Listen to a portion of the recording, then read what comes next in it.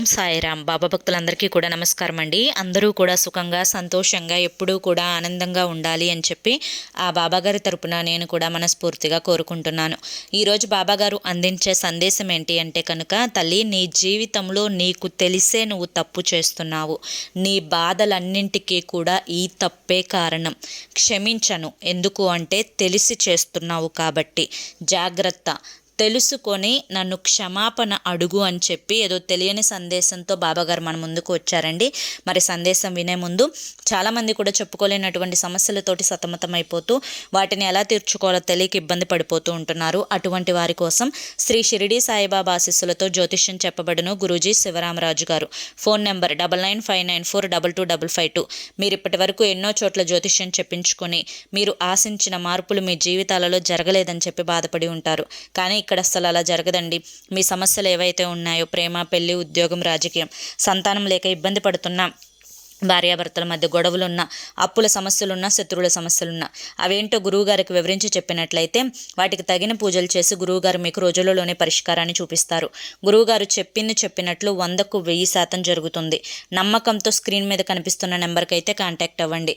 భార్యాభర్తల మధ్య వశీకరణ, స్త్రీ మరియు పురుషుల మధ్య వశీకరణ కూడా 100% జరపబడును. ఎటువంటి సంతాన సమస్యలకైనా కానీ గురువుగారి దగ్గర చక్కటి పరిష్కారం దొరుకుతుంది.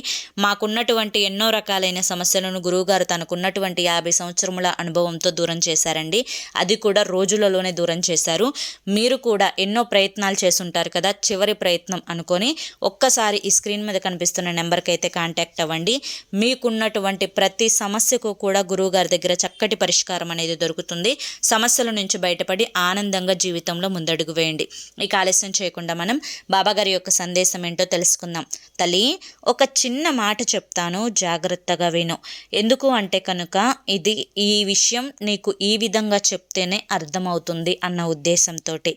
ఒక చిన్న పసిబిడ్డ పాక్కుంటూ వెళ్ళి తన అమ్మ పొయ్యి రాచేసినప్పుడు ఆ పొయ్యిలో కట్టెలకి నిప్పులు రగులుతూ ఉంటే ఆ రగులుతున్నటువంటి ఆ నిప్పు మీద ఆ పసిబిడ్డ చెయ్యి వేసినప్పుడు, అయ్యో పసిబిడ్డ తెలియక వచ్చి పట్టుకుంది, కాలకూడదు అని చెప్పి నిప్పు అనుకుంటుందా, లేదా ఆ పసిబిడ్డ చేతిని ఆ నిప్పు కాల్చేస్తుంది కదా. అలాగే ఒక పెద్ద ఆయన, ఒక 60 సంవత్సరాలు 62 సంవత్సరాల వ్యక్తి పొరపాటున ఏదో అనుకొని, అంటే పొరపాటున ఏదో తెలియక ఏదో ధ్యాసలో ఉండి వెంటనే నిప్పు మీద చేయి పెట్టినప్పుడు, అంటే ఆ వ్యక్తికి తెలుసు అది నిప్పు, అది పట్టుకుంటే కాలుతుంది, ఇదంతా కూడా తనకి తెలిసినప్పటికీ కూడాను తను ఆ నిప్పు మీద చెయ్యి పెట్టినప్పుడు, అయ్యో అతను ఏదో ధ్యాసలో ఉండి అకస్మాత్తుగా నా మీద చెయ్యి వేశాడే, ఇతన్ని కాల్చకూడదు అని చెప్పి నిప్పు అనుకుంటుందా? అనుకోదు కదా. ఇక్కడ పసిబిడ్డ పట్టుకున్న నిప్పు కాలుస్తుంది. అదే 60 సంవత్సరాల వయస్సు అనుభవం ఉన్న వ్యక్తి పట్టుకున్నా కూడా ఆ నిప్పు అనేది కాలుస్తుంది. అలాగే ఇక్కడ తెలిసి చేసిన, తెలియక చేసిన తప్పే అవుతుంది, కానీ ఒప్పు అవ్వదు కదా. బిడ్డ, ఎందుకు ఈ ఉదాహరణ చెప్పాను అనేది నీకిప్పుడు అర్థమైంది అనుకుంటున్నాను. ఎప్పుడైనా మనం ఒక పని చేస్తున్నప్పుడు ఆ పని మన మనస్సాక్షికి ఇది సరైనది అని చెప్పి అనిపిస్తే దానివల్ల మనకి ఎటువంటి వేదన అనేది ఉండదు. అదే ఒక పని మనం చేస్తున్నప్పుడు ఇది కరెక్ట్ కాదు, ఇది తప్పు అని చెప్పి మనకి మనసులో ఒక ఆందోళన, అలజడి అనేది కలుగుతుంది. ఇది ఇప్పుడు అవసరమా, ఇది చేయకపోతే ఏమవుతుంది, ఇది కరెక్ట్ కాదు కదా, అయ్యో ఈ టైంలో సంతోషం కోసం ఈ తప్పు వైపు అడుగు వేస్తున్నానే, ఇది ఎంత నేను సమర్థించుకున్నా ఇది నా తప్పే కదా, ఇది తప్పైనా కూడా చేస్తున్నా, నాకు తప్పడం లేదు అని చెప్పి నువ్వు తప్పని తెలిసి చేసినా, తప్పట్లేదని చేసినా తప్పే. అసలు బాబా తప్పు అంటున్నారు. అసలు నేనేం తప్పు చేస్తున్నాను అంటే, నువ్వు 1 కాదు 2 కాదు, నీకు చాలా రకాలుగా నువ్వు చేస్తున్న తప్పులని ఇప్పుడు చెప్తాను, జాగ్రత్తగా విను. బిడ్డ, ఎప్పుడైనా కానీ తల్లిదండ్రులు అంటే మనకి జన్మనిచ్చిన దైవంతో సమానం. మొదట మాతృదేవోభవ, తర్వాత పితృదేవోభవ, తర్వాత అతిథి దేవోభవ, తర్వాత ఆచార్య దేవోభవ అంటారు. అంటే మొదట తల్లిని గౌరవించాలి, తల్లిని దైవంతో సమానంగా పూజించాలి, తండ్రిని దైవంతో సమానంగా పూజించాలి, తరువాత అతిథిని దైవంతో సమానంగా పూజించాలి, తరువాత గురువుని దైవంతో సమానంగా పూజించాలి, తరువాతనే దైవం. అంటే వీళ్ళందరినీ చూసుకుంటూ వీళ్ళందరి తర్వాతనే దైవం అని చెప్పి మనకి పెద్దలు ఎప్పుడూ చెప్పారు.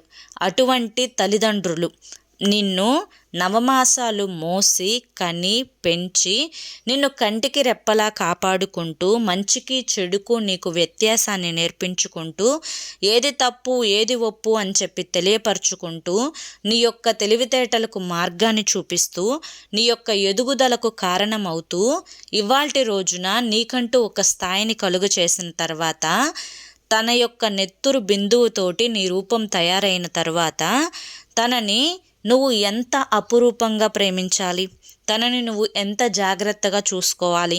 అటువంటి తల్లిని నువ్వు అవమానిస్తున్నావు, నీ యొక్క మాటలతోటి బాధిస్తున్నావు. అలాగే తనకి ఏదో తెలుసో తెలియకో పెద్దతనం వల్ల వృద్ధాప్యం వల్ల ఏదైనా కానీ తన యొక్క మానసిక స్థితి అనేది అలజడిగా ఉండో ఆందోళనలో ఉండో ఏదో ఒక చిన్న తప్పు చేసినా కానీ క్షమించాల్సినటువంటి స్థాయిలో నువ్వు ఉండి తనని పదే పదే వేలెత్తి చూపిస్తూ గొడవ పడుతూ ఉన్నావు. ఇది క్షమించరాని నేరం అవుతుంది. నువ్వు ఒప్పుకున్నా ఒప్పుకోకపోయినా ఇది ఖచ్చితంగా తప్పే అవుతుంది. దీనికి ఒక కర్మ అనేది ఉంటుంది తల్లి. ఆ కర్మ అనేది అనుభవించాల్సి వస్తుంది.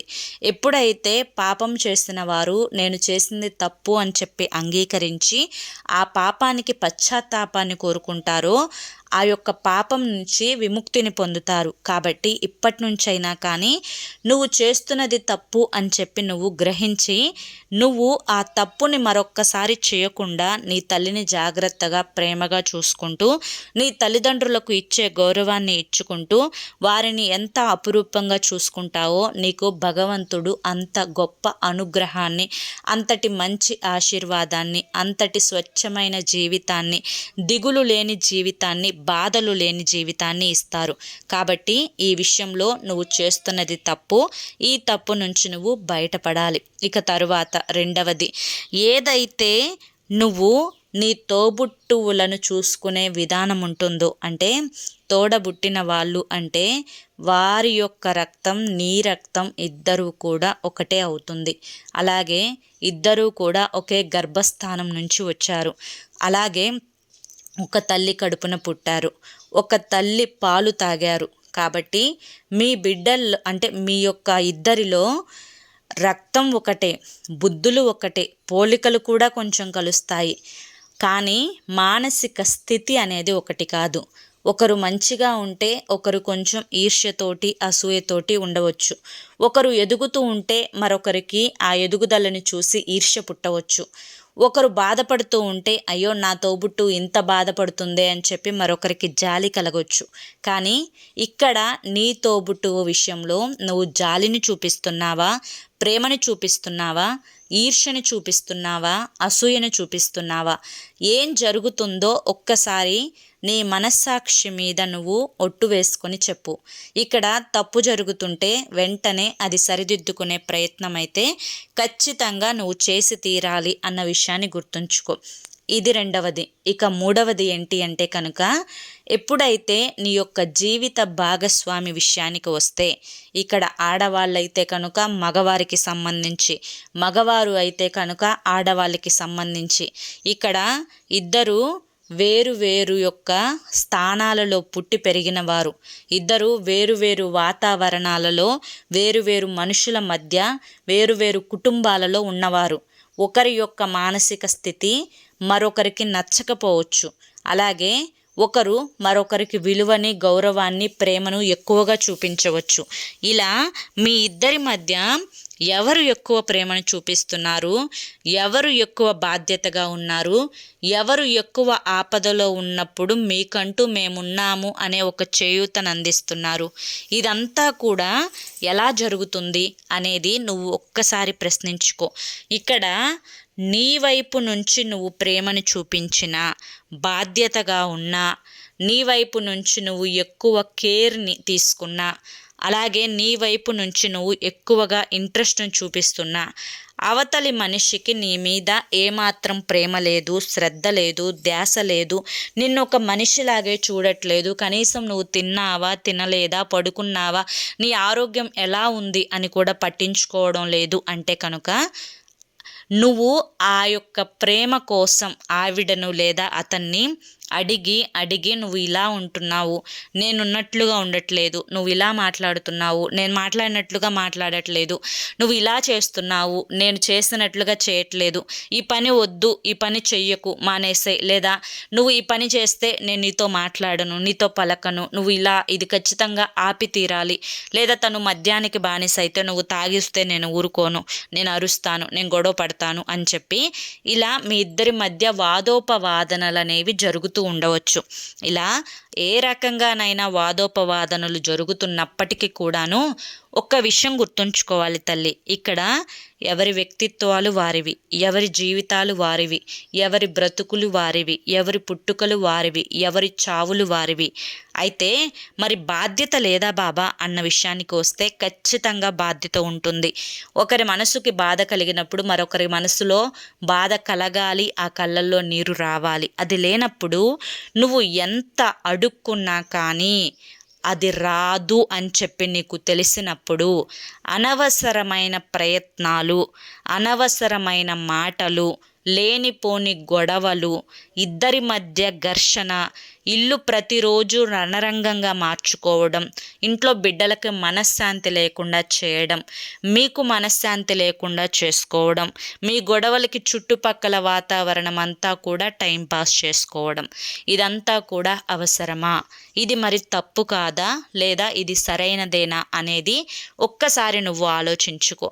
మరి ఏం చేయాలి బాబా అంటే ఏమీ చేయవద్దు, నీ పని నువ్వు చూసుకో, సైలెంట్గా ఉండు.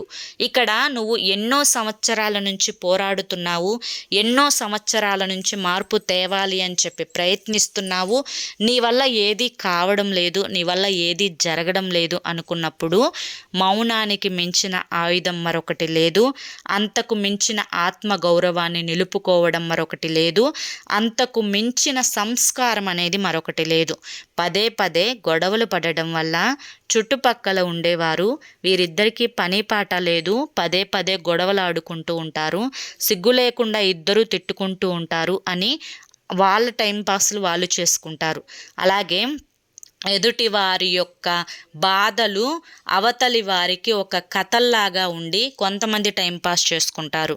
ఇక్కడ నలిగిపోతుంది ఎవరు అంటే కనుక అమాయకంగా ఉండే చిన్న చంటి బిడ్డలు.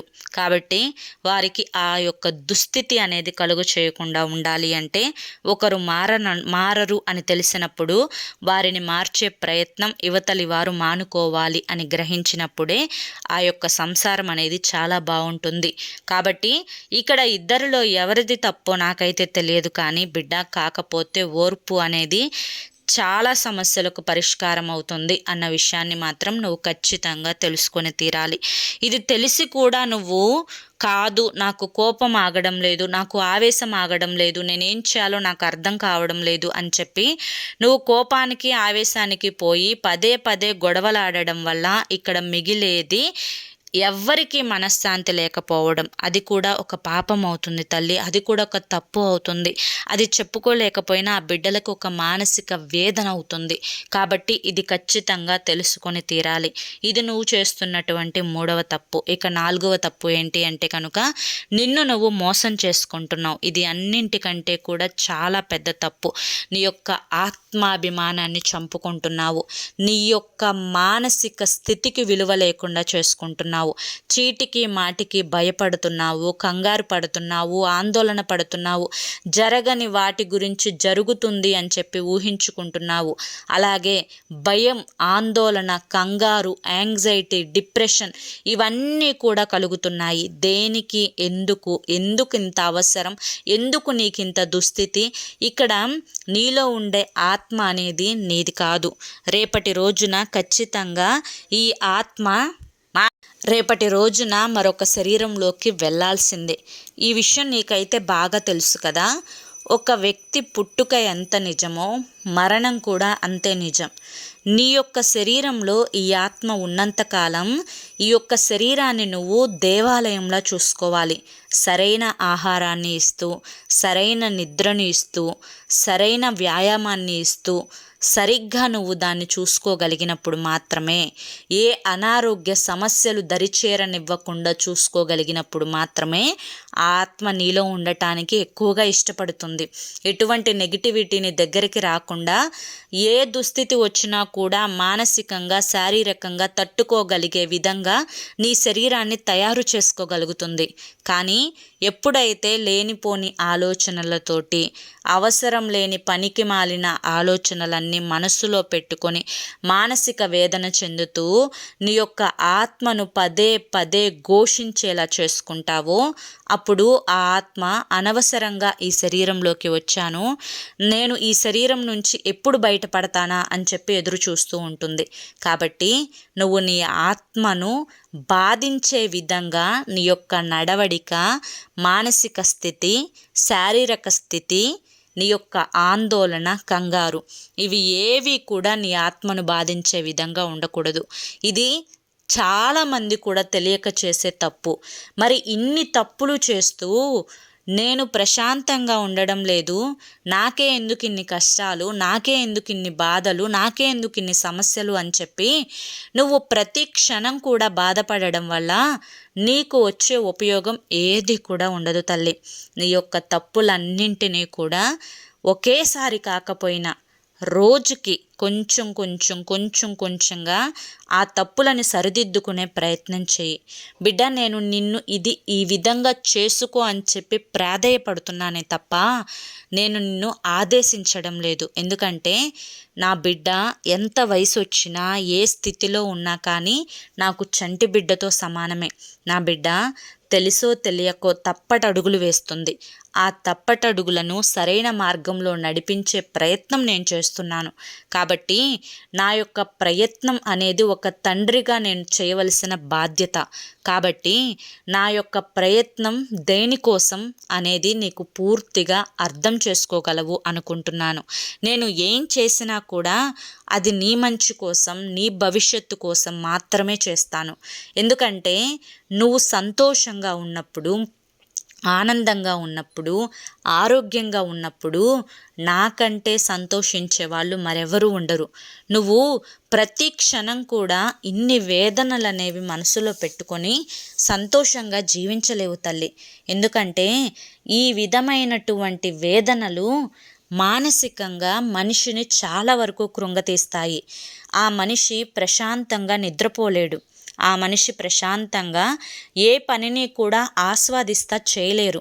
ఒక్కసారి నీ గుండెల మీద చెయ్యి వేసుకుని చెప్పు, నువ్వు ఏ రోజు ప్రశాంతంగా నవ్వావు? మనస్ఫూర్తిగా నీవు పసితనంలో ఉన్నప్పుడు నీ మనస్సులో ఏ కల్మషం లేకుండా, ఏ బాధలు లేకుండా తృప్తిగా నవ్విన రోజు ఈరోజు నవ్వగలుగుతున్నావా? లేదు కదా తల్లి. కాబట్టే మళ్ళీ చెప్తున్నాను, నువ్వు ఇవన్నీ కూడా మానేసినప్పుడు మాత్రమే ఆ పసితనంలో నువ్వు ఏ విధమైనటువంటి ప్రశాంతకరమైనటువంటి నవ్వును నవ్వావో ఆ నవ్వు అనేది నీ జీవితంలోకి వస్తుంది. ఇక్కడ ఎవరి స్వార్థాలు వారు చూసుకుంటున్నారు. ఎవరి యొక్క ఆలోచనలకి తగ్గట్లుగా ఎదుటి వారిని మార్చుకుంటున్నారు. ఎవరి పనులకు తగ్గట్లుగా వారిని ఉపయోగించుకుంటున్నారు. ఇవన్నీ కూడా తెలుసు కానీ కొన్ని నీకు కష్టం కలిగిస్తున్నప్పుడు, నీ మనసుకి నొప్పిని కలిగిస్తున్నప్పుడు, బాధను కలిగిస్తున్నప్పుడు, అటువంటి నొప్పిని కలిగించి, బాధను కలిగించే, కష్టం కలిగించే వేదన నువ్వెందుకు మనసులో పెట్టుకొని మోయాలి? దాన్ని తీసేస్తే సరిపోతుంది కదా. నీ ఫోన్లో అనవసరమైన ఫోటోలను ఎలా అయితే నువ్వు డిలీట్ చేస్తావో, నీ మనసుకి నొప్పిని కలిగించే ఆలోచనలు కూడా అలాగే డిలీట్ చేయాలి కదా. అలా చేసుకోకపోతే మరి తప్పు నీదే అవుతుంది కదా. మరి ఇప్పటికైనా తెలుసుకుంటావా? తెలుసుకోకుండా బాధలు పడుతూ ఉంటావా? ఏది ఏమైనా నీ చేతుల్లోనే ఉంది తల్లి అని చెప్పి ఈరోజు బాబాగారు మనకి చాలా చక్కటి సందేశాన్ని అందించారండి. మనం అర్థం చేసుకోవాలి కానీ ఈ సందేశంలో ఎంతో గొప్ప ఆంతర్యం ఉంది. ఈ సందేశం మీ అందరికీ కూడా ఉపయోగపడుతుంది, నచ్చింది, అర్థమైంది అనుకుంటున్నాను. నచ్చింది, అర్థమైంది అని చెప్పి అనిపిస్తే ఈ వీడియోకి ఒక లైక్ ఇవ్వండి. లైక్ ఇచ్చిన వెంటనే హైప్ అని వస్తుంది, హైప్ ఇవ్వండి. కింద కామెంట్ సెక్షన్లో ఓం సాయిరామ్ అని చెప్పి టైప్ చేయండి. మొదటిసారి మన సాయి పిలుపు ఛానల్లోకి వచ్చినట్లయితే మన ఛానల్ని సబ్స్క్రైబ్ చేసుకుని సపోర్ట్ చేయండి. రేపు మరొక మంచి వీడియోతోటి మళ్ళీ కలుసుకుందాం. అంతవరకు కూడా బాబాగారి యొక్క ఆశీస్సులు మీ మీద, మీ కుటుంబ సభ్యుల మీద ఎల్లకాలం ఉండాలి అని చెప్పి మనస్ఫూర్తిగా కోరుకుంటూ సర్వేజన సుఖినో భవంతు. ధన్యవాదములండి. ఓం సాయిరామ్.